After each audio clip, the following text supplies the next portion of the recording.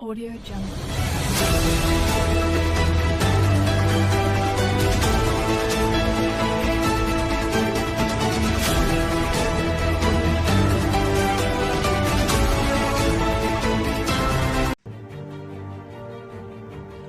अरविंद केजरीवाल जी द्वारा दिल्ली में ईडी की कस्टडी में होने के बाद ये कहना कि हम जेल से सरकार चलाएंगे, ये कहीं से भी कानूनी रूप से, संवैधानिक रूप से और नैतिकता के आधार पर भी उचित नहीं है।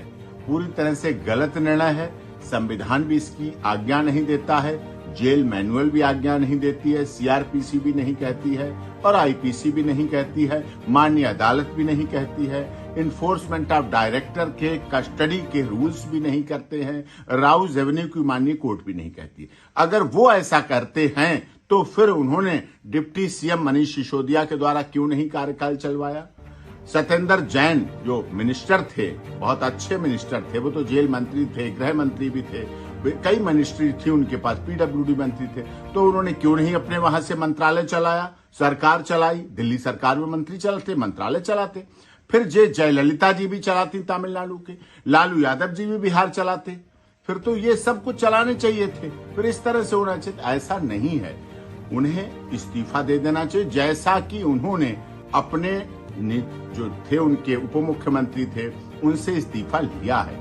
संजय सिंह भी देखिए, उनका शपथ दिला दी गई, लेकिन ऐसा नहीं कि वहां से कार्य चलाएं।